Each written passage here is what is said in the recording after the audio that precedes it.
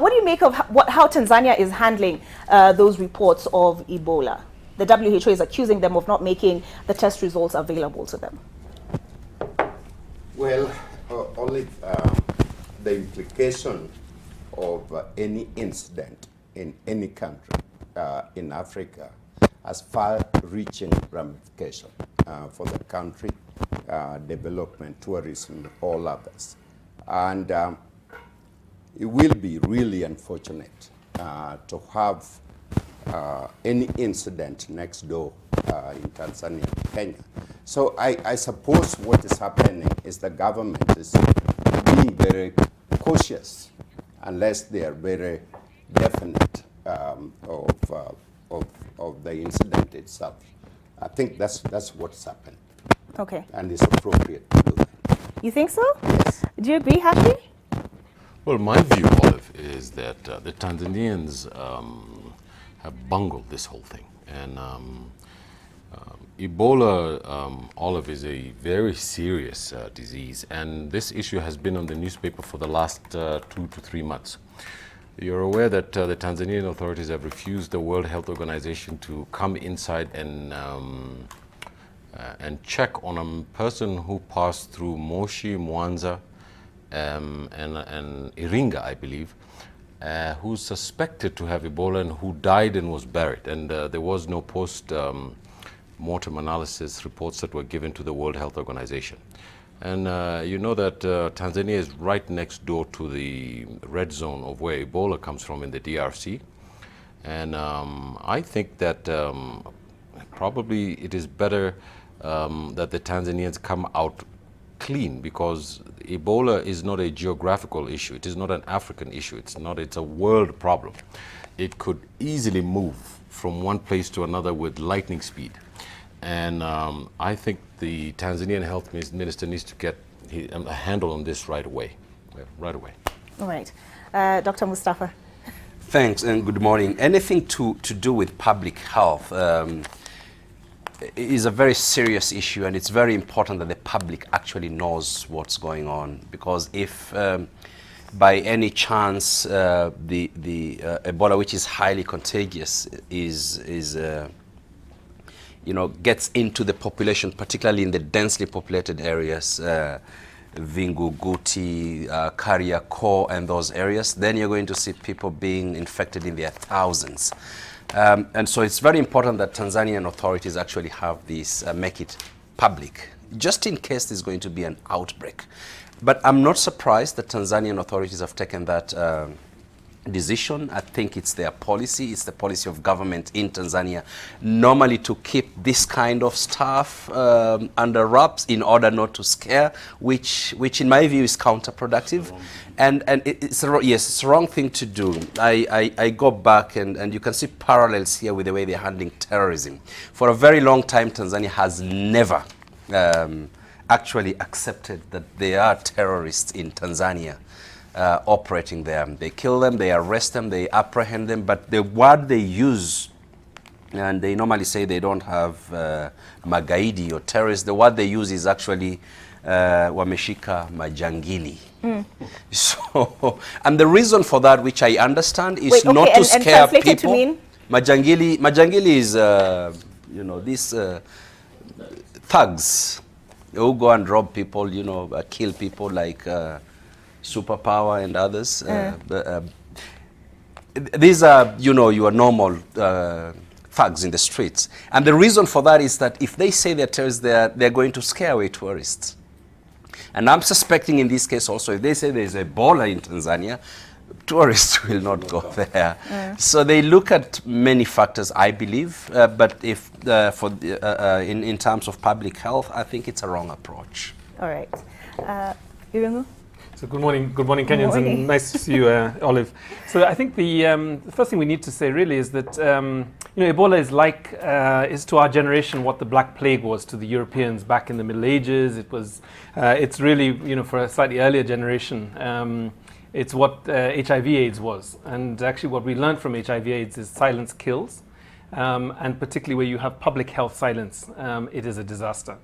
In many ways, in the 80s and 90s, many people died unnecessarily, not only because that the antiretrovirals were unavailable, but really people just didn't know what to do. They didn't know how to keep their CD4 count up.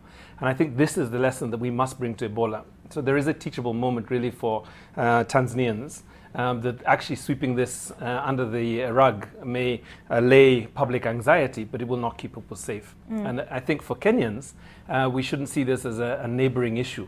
The thing about Ebola is that it moves extremely fast. And we know from West Africa what actually keeps people safe. It really is case management, it is quarantining, it is public health awareness, it is the government identifying resources and asking the WHO to come in and support. And that's the action I think that Tanzanians need to be thinking about right now. All right. Hassan? Yeah, Tanzania, I think, like many governments, try to balance between not caving into sensationalism and hyperbole and confronting a genuine threat, such as Ebola, for instance. And because sometimes if something is not clearly established and you cave into it and then it turns out to be a hoax, the economic toll that would have taken a lot of times is enormous. However, if this is in fact true, non-admission of fact does not normally negate its factuality. And I think governments, and especially in Africa...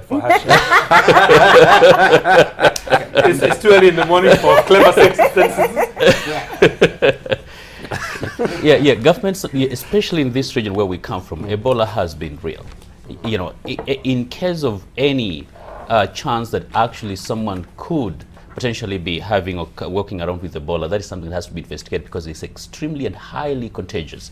You know, you touch where someone sits, where someone, you know, even went to the restroom, they like you to actually leave the Ebola virus there. And so that's something Tanzania, I think they should move away from. It has, historically, Tanzania generally doesn't like to admit things, especially when they don't really sound really well. Part of it because of its own culture, I think, politically. But I think it's about time we actually moved away from that and confronted this, because if it's affecting Tanzania, it's going to affect us as the entire region, actually. And I don't think that is something we're willing to sit idly by and just watch it. So if they're not going to speak about it, I think we should. Yeah. All right, Professor Midamba, do you have a rejoinder? Well, I think Kanenje put it right, is that we need to be cautious. Not to create public anxiety unless true data is established about this serious situation. But isn't that the problem, that they're not providing or they're not allowing us to establish those facts? Well, the issue is the government, of course, need to work with WHO and other health agencies in order to get to the bottom of this. And if it is indeed a fact, then it need to be carefully, the public need to be carefully informed rather than alarming people. Right. That is the part that I'm very cautious about. Okay. All right. Speaking of Majangili, on page 8 of your Daily Nation this morning, there is the headline, 3 terror suspects killed. Where do I hold it up so that you can see it? 3 terror suspects killed, cache of arms confiscated. The incident comes 3 days after officers issued an alert over planned Al-Shabaab attacks in Likoni and Kwale. And the first paragraph, I'll just read that for you. Detectives from the Anti-Terror Police Unit, ATPU, and their counterparts from the elite Reki squad yesterday killed 3 suspected terrorists in Likoni, Mombasa, confiscated a cache of firearms, and foiled attacks. I can't really tell from that report whether their lives were in immediate danger. Irungu, I'd like to start with you. Have you had a chance to look at that report? No, I'm actually just looking at it this morning, so I would reserve, I guess, judgment on the circumstances under which this has happened. But obviously, if the reports are accurate and truthful, the numbers of I guess weapons are fairly high. So they recovered in the operation. And of course, as Amnesty, we always look at these cases very carefully to make sure that there was no extrajudicial killing or unlawful use of force. But again, as I'm coming across this now, I guess it will unfold in the next couple of days what exactly happened, because usually these cases tend to have witnesses. And yesterday there was a story about a gentleman suspected of involvement in the Dusit attack, having been arrested. Dr. Mustafa, does this embolden your confidence in the anti-terror police unit? Yeah, was this gentleman involved in Dusit, part of this? No, he was okay. not. Yeah, notwithstanding, the Kenya security agencies have been on very high alert since a few terrorist incidences were bungled, starting with Westgate, and now what we see is more joined up agencies working together in a multi-agency approach, trying to deal with these issues from a range of, or rather a number of angles, and that's a good thing. It'll be good to have more reports, confirmations about this particular incident before we comment on it. But what we are seeing, Olive, globally in the region is that most of these terrorist attacks, or rather groups, are on their back foot. And that's when they are at their most dangerous, because they are going to really work hard to carry out attacks to still announce that they are relevant, that they are still there. Besides the kinetics or the hard power that is used to apprehend terrorists, my view is that we need to do more in the areas of softer approaches, engaging in countering violent extremism, engaging in the ideological pushback, so that these groups do not continue to recruit more young people. It appears that they are still recruiting, and this is what we need to be. We need to focus a lot of our attention on at this point in time. All right. And speaking of terrorist groups, I heard from reliable sources, who will not name, that you were in New York for the UN General Assembly. Yes. All right. And Kenya was pushing for several things: a seat on the UN Security Council. And also, there's been this debate about the listing of the Al-Shabaab as a terrorist organization. So do you have any behind-the-scenes intel that you could share with us on that front? Because some of the headlines that came out of, or rather around this, as Unga was concluding, is, if you look at the Daily Nation, how Kenya bungled Somalia border talks. And I'll just read the first paragraph by Ken Opala. Kenya bungles negotiations that would have led to an amicable solution to the raging dispute over its maritime border with neighboring Somalia, the Daily Nation can reveal. All indications point to the fact that authorities tasked with handling the issue failed to take serious the initial talks initiated by Somalia.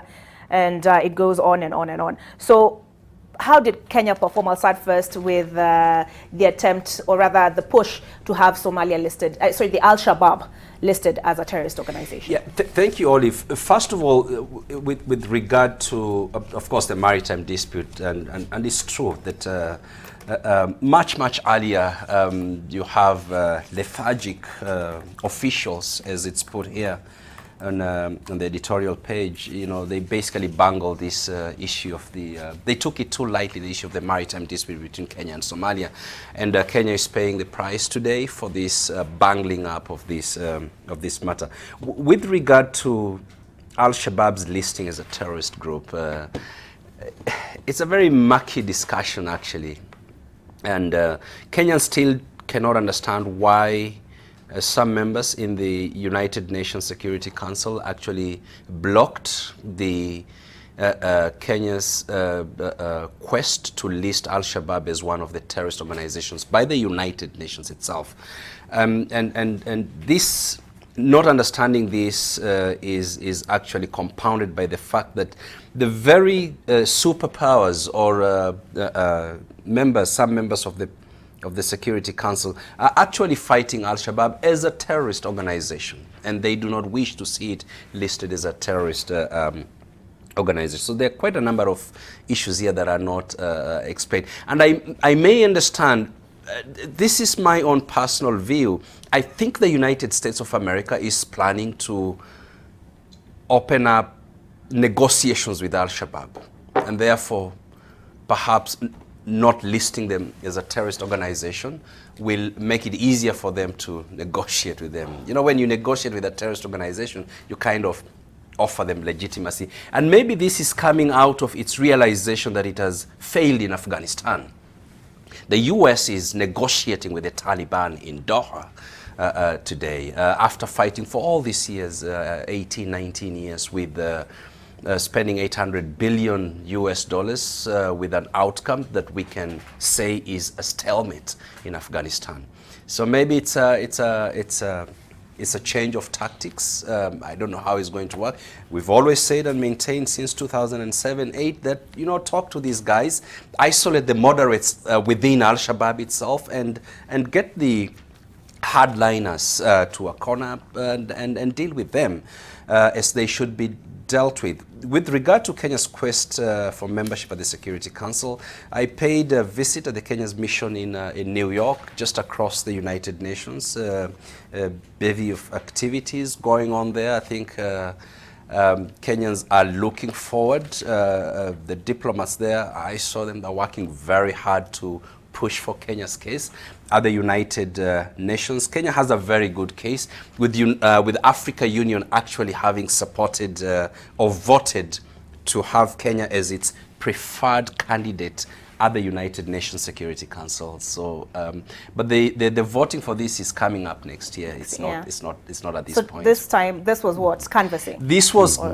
lobbying. Okay. There was very serious lobbying actually going on. I understand Uhuru Kenyatta attended not less than or addressed not less than or met not less than 15 different heads of state in a span of a few days to just present Kenya's position and why Kenya is best suited to serve on the Security Council in the year 2021-2022. All right, Professor Midamba, have any birds been whispering in your ear on how Kenya fared at the UN General Assembly as far as its agenda is concerned? Olive, there is a far bigger implication for us, and that is with the issue of Somalia, and also the way that our people representing Kenya negotiating with Somalia have bungled the issue of Somalia and left the president wide open and vulnerable in front of the world. It is uncalled for. You know, Kenya has a potential of a lot of outstanding negotiator with incredible experience in this kind of thing. They are either in diaspora or they're retired. And to have the president and take the presidency in front of the world and have the Somalia president say, we will no longer deal with you. And this goes back to the history of the Kenya-Somalia situation, back to the time we got independent, the first president, and what was called Bamburi Agreement. And later on, the British never came to support Kenya. And we had a protracted warfare, with SIFTA warfare for a long time. And now it's deja vu again, where our people bungled the whole thing. And at one point, there are 50 people negotiating with Somalia. And they spent $3 billion negotiating for what? What was the outcome? And therefore, the president ought to retreat back a little bit, reorganize that entire apparatus, and begin to use the most experienced Kenya in order to deal whether the issue of sitting at United Nations or dealing with Somalia. Okay, I see an exchanging of notes and whispering between Dr. Mustafa and Hashim. Do you want to come in at that point? You know, there's because I'm from the desert, it's easier for me not to mince my words. My colleagues are much more diplomatic than I am. And Olive, something has failed in our foreign policy. And the responsibility of our foreign policy rests with the Cabinet Secretary, Juma. The Somali issue has collapsed. Our policy there has collapsed. There's no question about it.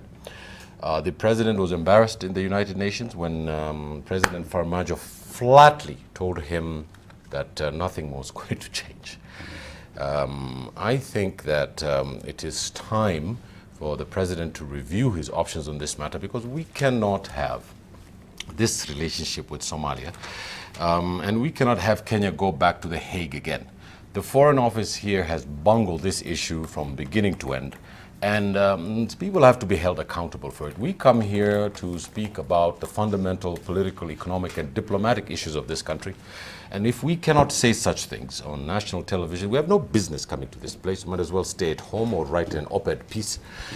Something has gone very bad, and it needs to be said. The second thing is that I think that the point is the people who are actually in the Foreign Office dealing with this thing. The interface between the Foreign Office and Somalia. You know, we have a very strong Somali community here in Kenya, which is part of Kenya. And I thought that there would have been a special envoy who would have been appointed by the president a long time ago to go on a mission to Somalia on a one-to-one basis. The language is the same, the culture is the same. There are a lot of things that could have been pulled out in a very neat way, so that Kenya would really know what is inside the mind of the Somali president and his government. Because, Olive, Kenya has done tremendous things for Somalia. We are hosting about 2 million people here. Their economy is in Nairobi. Their children are in our schools. We've integrated them. Many of them have had children who have gotten national identity cards. Somalia owes us. But, you know, Olive, we have also, as Kenyans, we also have to be smart. And one of the problems we have, Olive, is that we go with a hammer where we might need a scalpel. We don't use the resources we have to go and talk to these people. And there are many people of outstanding diplomatic skills from Kenya who could go there. And this should have been done a long time ago. And I think that some heads should roll at the Foreign Office, because if I was the president of Kenya and this happened to me at Unga, I would be crying in my room, because it would be very, very bad. A government that we're taking care of, people that we are giving, we have our soldiers dying in Somalia over their cause. For the president there to embarrass our president like this is just not acceptable, and it's very upsetting. Dr. Kanenje, would you be crying in your room? Were you the president? I mean, okay, so Hashi talks about the president needs to before consider Hashi his other speaks, options. No, let's not speak again. Dr. Kanenje is coming in. So I'm seeing a headline here from the Standard. After Somalia snub, Kenya should focus its energy on ICJ. Is that the only option we have? I think, based on what Hashi has said, you know, by the power conferred to me as a citizen, I hereby appoint him a special envoy. As a spokesman, it was a bit low for me. Anyway, I think there are a number of things we need to look at. You know, sometimes it helps to look at things from a more, you know, complex and comprehensive perspective.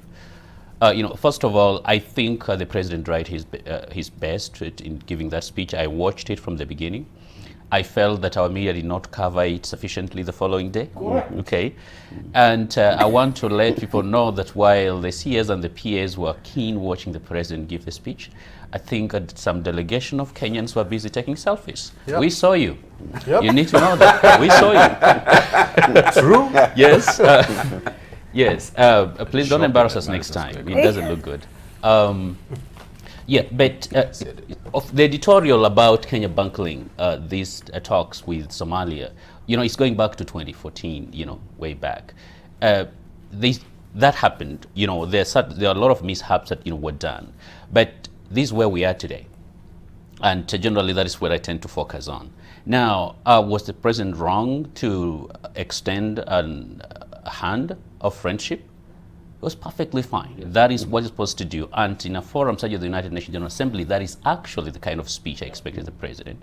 And for those people who probably knew these international relations, the president has been increasingly presidential and statesman-like as a Pan-Africanist and a world leader. And he's actually been doing a pretty good job on the international level.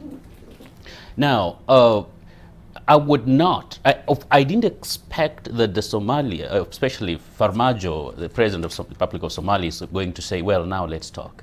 The truth is, internally, Farmajo is also facing a lot of challenges. The elections coming up, for instance, pretty much have kept his hands tied. It's not very easy for leading politicians in Mogadishu right now to commit or to be seen to be, in quotes, selling out, to Kenya, to Nairobi. Now, the thing is, the perception has been created partly by also the politicians within Somalia itself, because it's also used as a mobilizing tool, because it's a very emotive thing in trying to whip up emotions, for political expediency. So I did not expect a different speech. However, I think what the president did on world stage, he looked like the grown-up, because he reached out first, So whoever rebuffed him looked more, frankly speaking, like, the little brother. And so I still think, Kenya has been doing a lot. Now, Kenyans might not be aware. Djibouti is still not very happy that they did not get the endorsement. Yeah. They literally campaigned. They've challenged the legitimacy of the AU endorsement. Yeah, exactly. And all factors remaining constant, I think Djibouti was going to lose, and Kenya is still going to get that seat. And so there are a number of things that have been done that sometimes we're not really appreciating enough. But having said that, it is true that we need to expand and make perhaps our approach to this more robust. Now, the ICJ, Somalia insisting on the ICJ, it means they either know something the rest of the world doesn't know, okay? Or perhaps they may be too naive to actually think that is going to always to go in their favor, or that if it goes in their favor, then circumstances are going to change. Because my assessment is, based on the current case, especially the maritime dispute, you can't have a winner and a loser. Either both of us win, or both of us win a lot. The moment you have a winner and a loser in this, it means one party is not going to accept the outcome, which is going to leave the status quo the way it is. Actually, it's going to make things worse for relations between Kenya and Somalia. And the only path, and soon they will come back and say that the only path to resolving this is a negotiated settlement. There is no territorial dispute, especially as critical as the one we have. Because remember, if it's ruled against the wishes of Kenya, chances are Kenya may technically become a landlocked country. Okay, Somalia is not willing to lose, for instance, all the chunk of certain things to Kenya. So do you think Kenya is actually going to accept that? Of course no. And so any person with common sense will know that we need to go back and sit and talk as brothers. Because outside that, trust me, it's not going to work. And my advice to Somalia and Ministry of Foreign Affairs is to find ways of actually bridging the kind of the chasm that exists between those two countries, and build some confidence measures in place that we can actually start talking. And we have to talk and talk until the cows come home, because that is the only solution. There is no alternative to dialogue in international relations. Okay, so yes, how does Kenya come back from that? I don't know. So, quick comments. First one is, of course, neither side wants to lose face, because this is an international diplomatic row. So therefore, if we are moving towards a negotiated settlement, it has to be a win-win situation. So this is the first thing that the strategists and the tacticians need to be kind of working through. And I'm sure this is the thinking either both in here in Nairobi, but also in Mogadishu. But the aspect that has not really been discussed about is the foreign influence, right? The interests of the British companies and the British government in terms of Somalia winning this, and the Chinese government and Chinese companies, largely of which are state parastatals, I guess is what we would call them here, essentially back in Kenya. And the thing about what makes this so complicated is that, with drilling and oil reserves, it is the first I guess it is the first drill that wins, right? You can't, because it's a table of water, it's a table of oil. So as soon as you penetrate that, you will suck the whole, what do you call it, the whole oil that's captured under the sea. So they have to drill at the same point. So the agreement has to also allow for a simultaneous drilling, and that's what makes this so complicated. Now, is there a settlement? Is there a way forward? Perhaps. What if they just drew a line down the middle and said 50-50? Is that what you're proposing? Just it's a thought. Wouldn't this give an opportunity for this process to move to the next level? But if we keep fighting for the entire block of oil reserves, then there wouldn't be a possibility in this. And I think the last one is this. This is best handled within IGAD. That is the regional policy-making instrument that actually deals with this issue. It cannot be dealt with at a bilateral level because the interests are too entrenched. Yeah, okay, we answered the question. I was going to ask you, how does Kenya come back from that setback at the UN General Assembly? Yes, Dr. Mustafa. Yeah, actually, I agree with what Irungu is proposing here, and it's very important. What other countries have done with similar kind of a dispute is that they have actually formed joint commissions. Joint commission to actually prospect for whatever is under the sea there, whether it's fishing or drilling, and they share the profits and the proceeds. But I guess before that can happen, that would be a solution that comes last, is that these two countries will need to negotiate. And they will need to come to the negotiating table. And there are so many platforms, actually. One is the IGAD that Houghton is proposing. The other one is there's a program called the Africa Union Border Mechanism, or rather the Africa Union Border Program, which was set up precisely to deal with this kind of disputes that is going on between Kenya and Somalia. And I wanted to say earlier, Olive, that this problem started the bungling of this particular issue started way back, I think 2008, 2009. So before I don't know who was the Minister of Foreign Affairs then, but I understand they were selling embassies lands, engaging in corruption. Really, we need to go back there and what kind of diplomats did we actually have 2008, 2009? And I must tell you that I think we had very lousy diplomats at that time.